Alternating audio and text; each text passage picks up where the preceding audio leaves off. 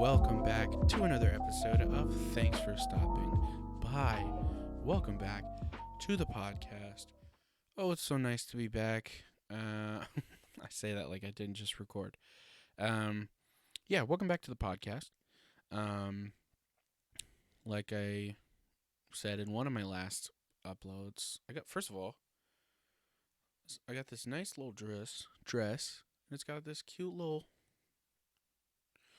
corset. I said I wouldn't do visual bits, and here I am. I can't believe that I've stooped to this level. No, well, I don't know how to start these fucking things ever.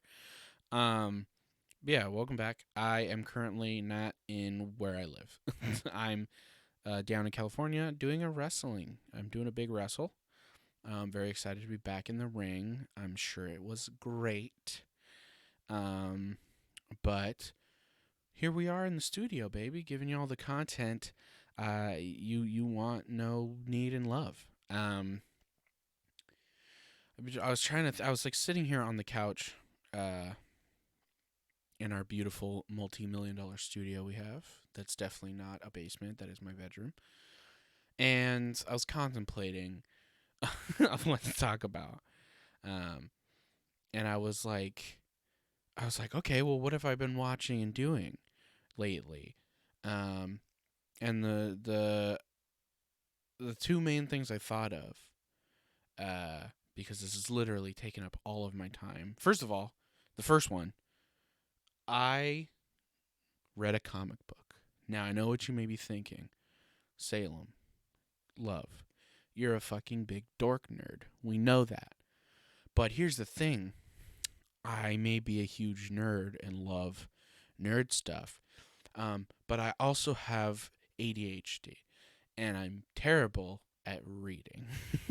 So, it takes Mama a long time to get through comic books. So, for a long time, I just didn't fucking read them. No, but for real, it's comic books especially, but books in general. I've always wanted to do more reading, but I've found over time that along with discovering that I have ADHD and, other stuff, is that, like, I am really bad at reading. Like, it's so hard for me to focus on reading. And what'll happen to me a lot, and I'm sure a lot of people can relate to this, is like I'll start reading, especially with books. This happens when there's no like comics are a little bit easier because there's visuals to kind of help, but like when I'm reading, it's just text on a screen. My eyes will be following the words, and I'm like, the words are entering my brain somehow, but I'm thinking about something completely fucking different. And then by the time I've noticed it, I'm like 3 pages away from where I was, and I have no idea what's going on. And it's so weird, and so I've just never been very good at reading books. I think the last book I read, like, front to back was in high school. I think, like, sophomore year of high school. I read The Fault in Our Stars because there was a girl that I liked that let me borrow it. And I was like, she was one of those, like, Hank Green's books. Or is it John Green or Hank Green? Which one of them? No, John Green writes the books. Excuse me for the slander. She was one, John Green was very popular back when I was in high school, especially. That was like when, like, The Fault in Our Stars was really big, and Paper Towns, and like Looking for Alaska. Like, a lot of those stories were very popular amongst my age range and demographic. But I did not read a lot of books, so I never read them. And then, like I said, somebody let me borrow it. And I remember liking it, but I also don't remember a lot about it. And it was like one of the few books I've ever read front to back. And I remember enjoying it and like being like, wow, this is sad and, good. Um, but again, I don't really remember much about it because I'm 23 now, and I'm not. Uh, yeah, it don't stick up here too well. um, but yeah, so I never read like traditional books a lot, but like comics were a little bit easier to read because again they had like, there's obviously a lot less dialogue than a text novel. But also there's visuals to kind of help me stay focused on what's happening because a lot of people, when you read a book, you visualize, and I tried to do that, but I end up getting distracted and thinking about other shit. So with the comic, I can, remain focused on what's going on. But even still, it was hard for me to sit down and like read comics a lot. Um, but there was one that my wife Ryan told me about. It's a new Ninja Turtle story called The Last Ronin, and I won't spoil anything about it. Um, but it is very cool, and it is a lot more fun than I thought I was. Let me rephrase that. I thought I was going to have a really hard time getting through it because I have hard times getting through anything like that because of words in my eyes. But I had a lot of fun, and I read both of them like literally just right away. They're not very long either, which kind of helps. Um, but yeah, it was a lot of fun, and I'm really excited to get more. Um, and it made me like want to start trying to read comics again. Because you know, other than Junji Ito, I really don't read much of manga or comics or especially text like novels. I bought a copy of Coraline because Coraline's one of my favorite movies of all time. And I tried to read it, but again, it was hard to sit down and actually read a text novel, especially with a movie adaptation where like if anything is described differently, it's fucking weird to me. And I just imagine it how it was in the movie. um but other than that, dude, legitimately other than that, like and then getting prepared for wrestling shows, all we have been doing is fucking playing Minecraft. And here's the thing, because I don't like it was weird too because as I've talked about before, there was some living situation stuff going on there. There's a while where me and my wife were uh we were dealing with a lot of stress obviously. And I was looking for different ways to de-stress. I didn't have a therapist because of just financial stuff, and the therapy program I went through was having some issues. Um, and I was really looking for ways to de-stress and kind of, just zone out essentially and just kind of forget about some stuff for a little bit and, different coping things and stuff like that. And one of the things I remembered being really relaxing was Minecraft. Because I remember I had a friend in high school where we would stay up like crazy late until like 3, 4, 5 a.m. Just turn off all the lights and playing Minecraft together. And just like blasting the music and just like building houses and shit, and like chopping down trees, walking around. And that was really the full extent to it. Like it was just like walking around, build your house. When it gets nighttime, you go to sleep because there's a couple skeletons outside, and that was it. And then, fucking, we downloaded it, and I think the first night I downloaded it, I played till like I think I played for like 15 hours, which was such a fucking problem. Um, yeah, I downloaded it like the middle of the day, and I played till like 5, 6 a.m. the next day, just nonstop because I was just like thing that I can like sink my teeth into and just focus and do whatever I want. And like Minecraft is very just like you spawn somewhere and you just fucking go. You got nothing on you, and you just figure it out. And I've always liked that about the game. But then as I continued to play, I realized how fucking scary and stressful and frustrating Minecraft can be.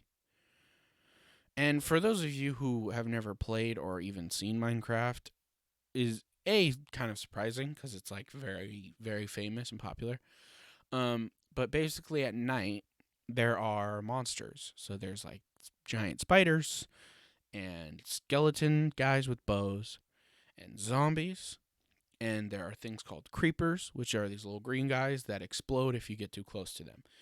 Um, all very famous, famous creatures of Minecraft. Nothing too scary. They can pop up at you sometimes, but it's never too threatening for the most part. A lot of kids' games have enemies still, and there's a very square. That everything's made of blocks, so like it's not like these are realistic fucking spiders like crawling around. I don't guess that's the noise spiders make, but in my brain, but there's no like it's not like a hyper realistic giant fucking spider like crawling around at you. It's just like a square spider fucking T-posing like walking at you, and they kind of hiss a little bit. Then, the skeletons just kind of make like Halloween clanky bone sounds, and they shoot you with bows.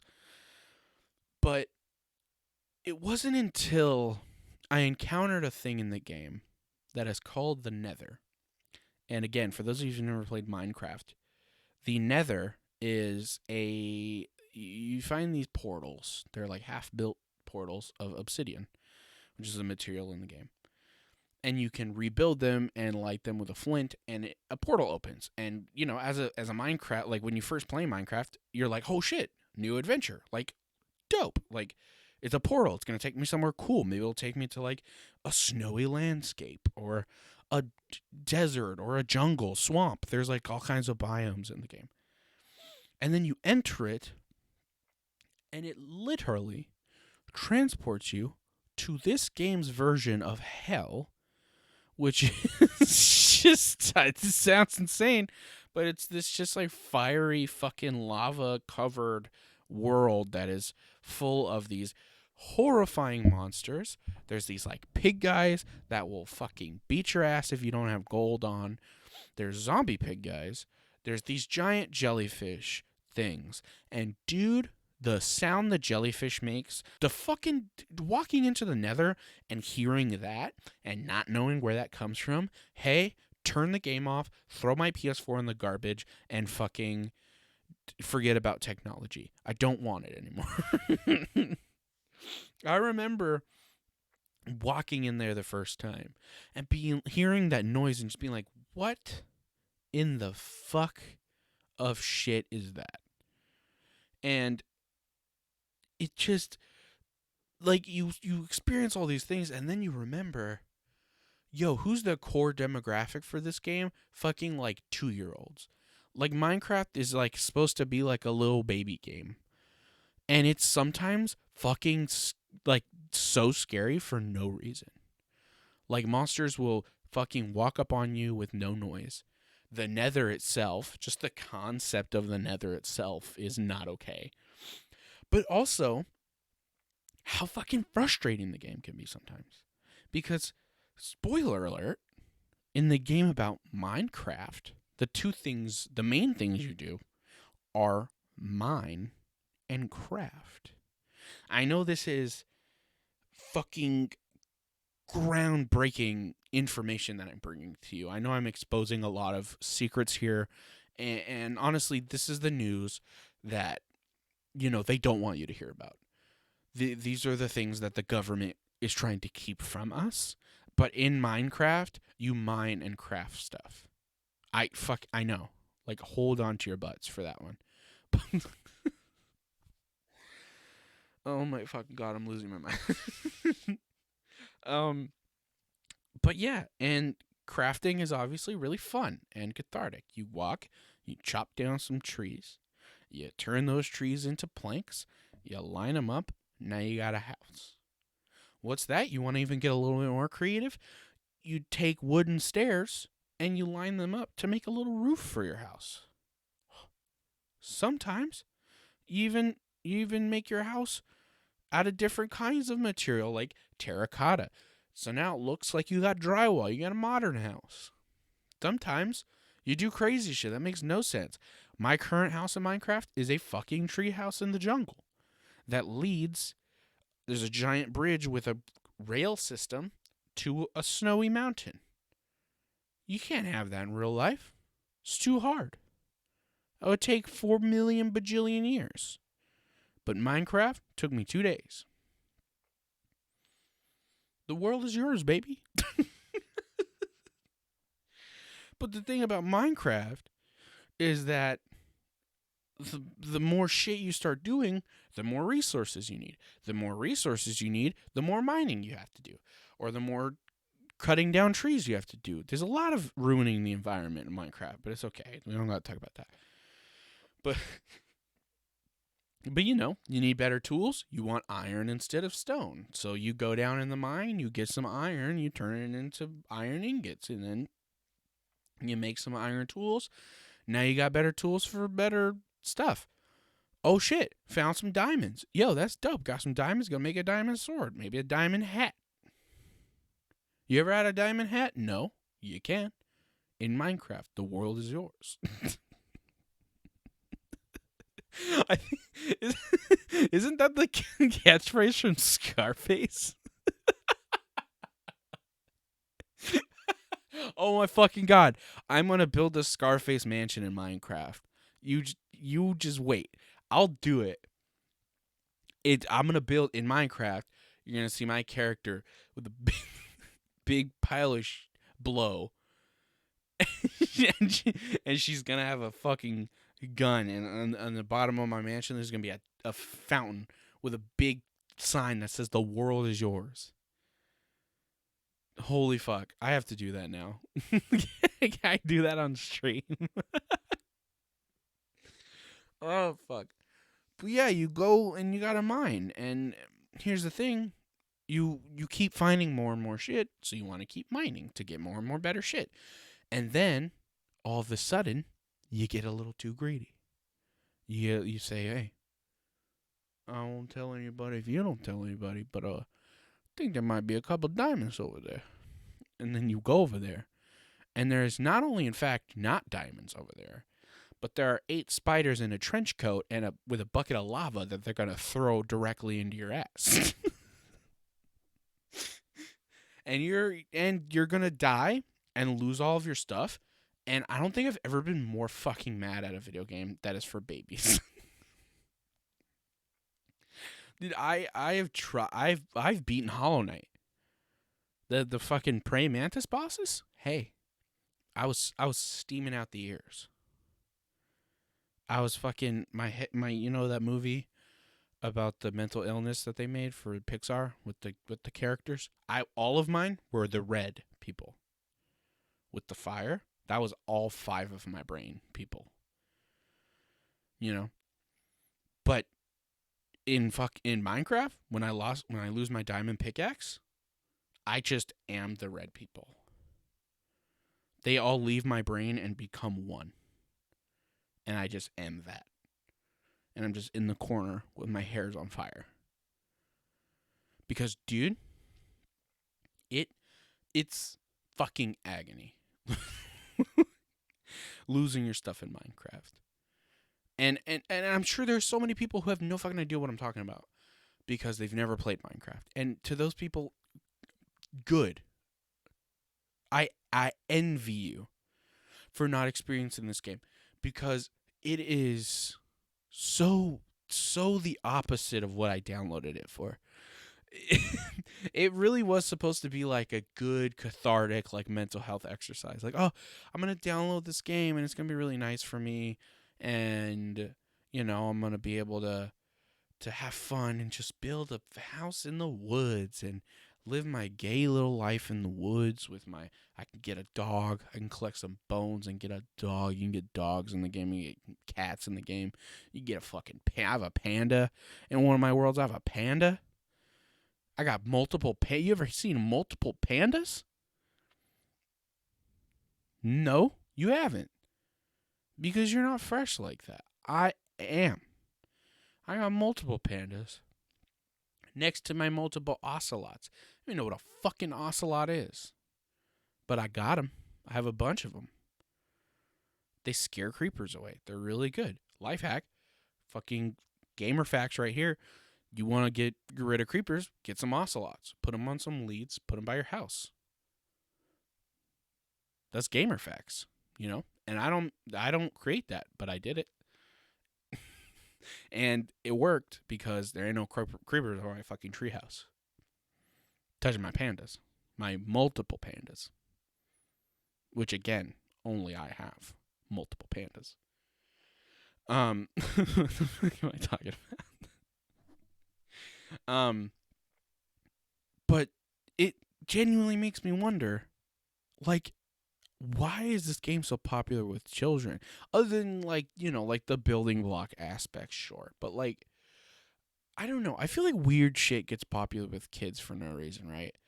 Like, Minecraft is a good example of that, of this game that's, like, weirdly difficult and scary and frustrating and stressful, is, like, really popular with, like, little babies for some reason. And another game that kind of is like that, like, that's always genuinely boggled my fucking mind, is Five Nights at Freddy's. And I know what you're thinking at home. Did this bitch just talk about Five Nights at Freddy's? It's 2021. Like, we left that. We don't talk about that no more. Except for the new one coming out, I guess.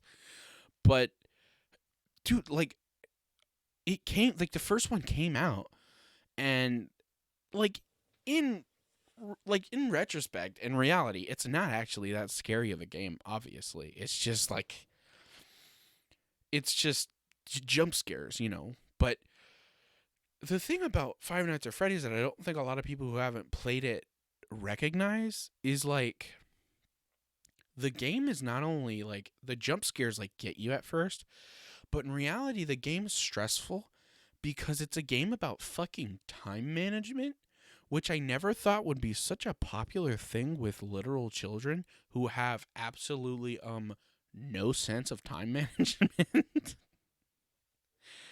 Like, it's literally a game about sitting at a desk and making sure you look at your cameras in a specific sequence, in specific intervals, to avoid getting murdered. And kids fucking love this shit. They got the backpacks and plushies and all kinds of fucking merchandise. And the series, by the way, way too much of it. Like, hey, there's like 8 games. There's a new one coming out, which, to be fair, could potentially be exciting if it's not the same, like, sit at a desk, look at your cameras, and don't die and poop yourself. If it's, like, actually, like, running, like, a physical character, like, running around fucking a haunted Chuck E. Cheese or whatever, that could be kind of fun. And I could be actually kind of excited for that. But if it's not that, don't want it. Don't need it. Thanks. Throw it away. But this fucking shit also, there's like 3 books. There's a coloring book that has lore in it, I guess. And there's supposed to be a movie. Because a guy made a game where you look at cameras and close a door so a big bear doesn't eat you. Huh? What? Can I do that? Can I just make a game where it's like, hey, you better get me that Excel spreadsheet or fucking Jerry the mouse is going to come punch you in the ass. He's going to come pour boiling water on you. You better get me that report by Monday or fucking, you know, Susan the lizard is going to come eat your ears. Better get to typing. Dude, that would be a fun game. Just like it's completely set in like a normal office building with a cubicle, and for the first like hour, you're just like doing little mini games that count as like reports.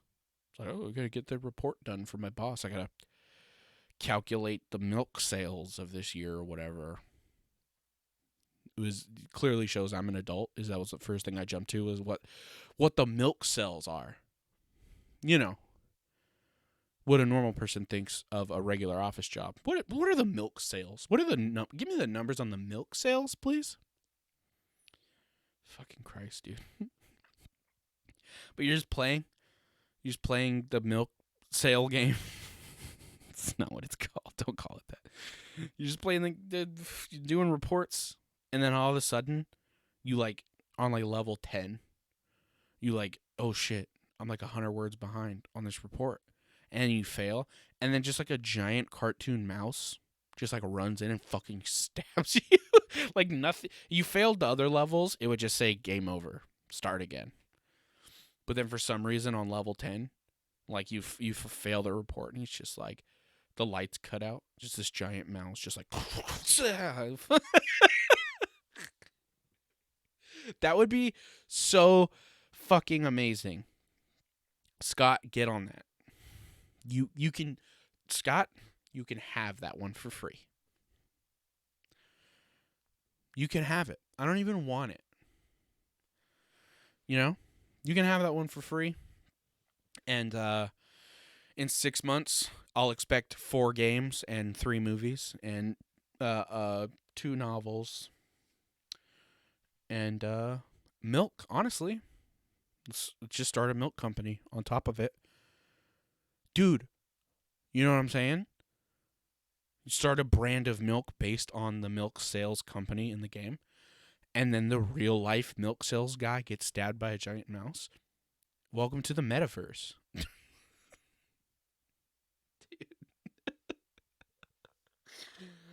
Holy fuck.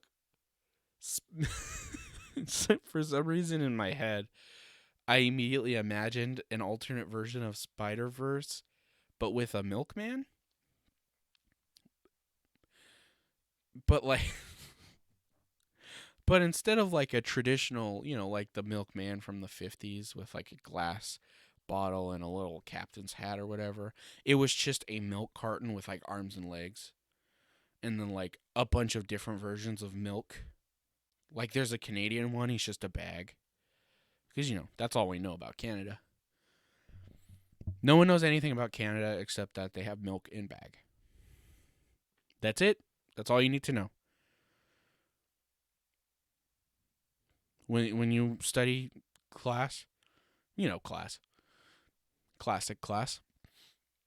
When you're in school, study class, and they go, hey, you're doing your paper on Canada because it's a paper that people do, and you just get up there. You're okay. I'm going to do my presentation on Canada for class at school, and you pull up the slideshow, and it just say milk in bag. It just says milk in bag, and you go, so anyway, Canada, as you all know, have milk in bag. Anyway, thank you. That was my report. And I'm going to jump off of the building of the school. Goodbye. Because that's what I would do if I got up in front of class and said, hey, Canada have milk in bag. I would probably jump off the school, or I would sit on a bench and contemplate why anyone listens to this podcast. Because I truly don't know. It's one of the great mysteries. For a long time, it was the one of two mysteries. It was, why do people listen to Salem's podcast, and do Canada have milk in bag? And we've answered one of those, but we've yet to answer the honestly, frankly, less important one, which is why anyone listens to Thanks for Stopping By. But, we got to the bottom of the milk and bag thing, so it's really all that matters. Okay, I need to end this before I think I finally snap. Thank you all so much for listening to the podcast. I really, really do appreciate it. Again, these last couple episodes are being backlogged because I'm going to be out of town, doing some wrestling, but They're still going up weekly, and then I'll be back and I'll give you the results of the trip and the podcast and all that. Or the podcast, the match and the tournament. But yeah, thank y'all so much for joining me. I hope y'all have a wonderful rest of your day. Make sure to subscribe to the channel. Make sure to, go down in the description. My Twitter will be there if you want to follow me for other updates on stuff. Link to my other channel I do with my wife, Ryan, will be up there, Saffron Sapphics, where we host our podcast, some Let's Play stuff, and some other cool content. And yeah, thank y'all so much for listening. And most importantly, thanks for stopping by.